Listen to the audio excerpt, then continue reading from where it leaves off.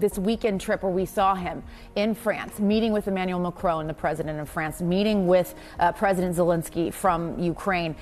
Scott, I know I talked to you the day it was happening, but it was striking because he is not the sitting president. He is the president-elect right now, and yet here he was meeting with these world leaders and really looking quite presidential over the weekend. Yeah, the country of the United States has moved on. The world has moved on. Donald Trump doesn't take office until January, but you can see the rest of the world is already treating him like he is the power center of the United States.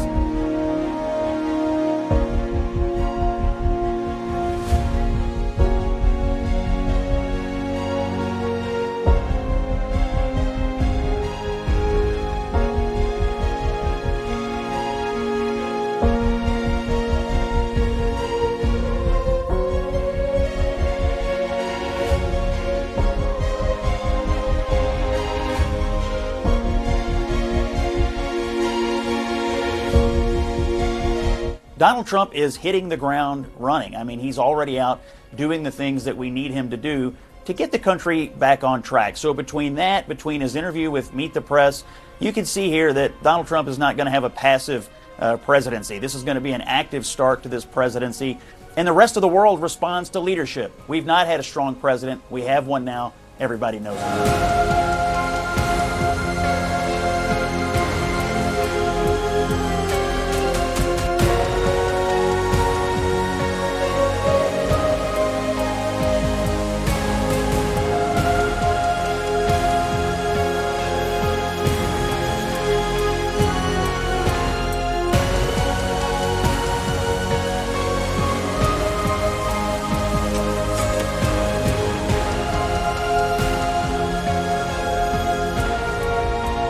James, what did you make? Donald Trump is there. They're all coming to see him. It's a wonderful metaphor, isn't it? Because one of the first events that Donald Trump attends overseas, not yet the president. I mean, the current president was asleep in Africa yes. At that African Congress meeting.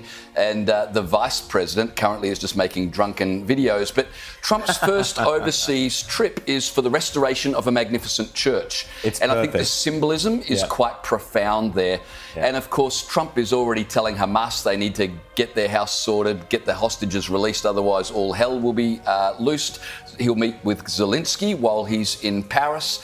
So Trump is already behaving not just like the president, but the leader of the free world.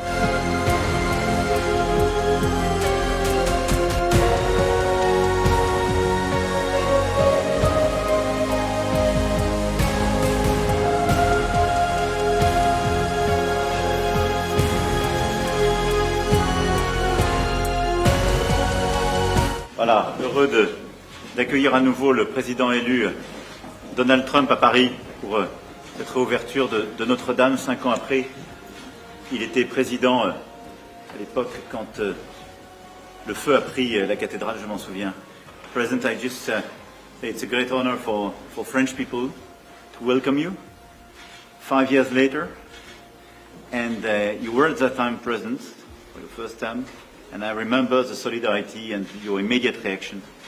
So, welcome back again. Well, thank you very much. We are very happy to have you here. Thank you very much. Very great honor. And we had a great relationship, as everyone knows. We accomplished a lot together. And the people of France are spectacular. I guess it's one of our largest groups in the United States, French people. And we respect them and we love them. Very talented people. Extremely energetic people, as you know very well. Yeah. And it's an honor to be here. We had a good time together, and we had a lot of success, really great success working together on defense and offense too. And it certainly seems like the world is going a little crazy right now. Yeah. And we'll be talking about that. Thank you very much for being here. Merci beaucoup. Thank you.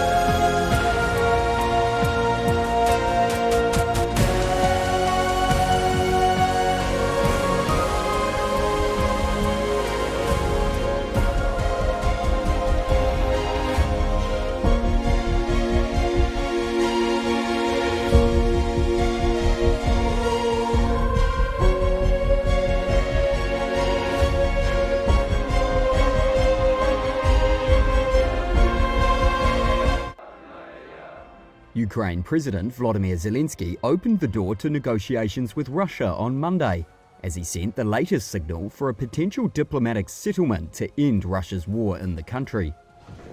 The remarks came at a joint press conference with German opposition leader Friedrich Merz.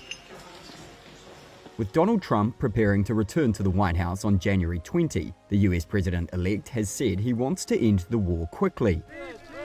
On Sunday, he called for an immediate ceasefire and negotiations to end the, quote, madness after he met Zelensky and French President Emmanuel Macron in Paris. When we talk about a frozen conflict, if between us, we have talked about it. We want the war to end more than anyone else in the world. And of course, a diplomatic end to the war will save more lives. And we want that. But I also stress when talking to President Macron and President Trump, you're going to see that Putin does not want to end the war. Zelensky also returned to an idea raised in February by Macron about the possibility of European nations sending troops to Ukraine. There was no consensus on the matter among European leaders. Zelensky added Ukraine must have a clear understanding of when it will join the EU and receive an invitation into NATO. Kyiv has insisted it needs security guarantees to prevent Russia launching another invasion once the current hostilities are halted. Russia has demanded Ukraine abandon its NATO ambitions. Russia controls nearly a fifth of Ukrainian territory after launching the 2022 invasion, the biggest conflict in Europe since World War II.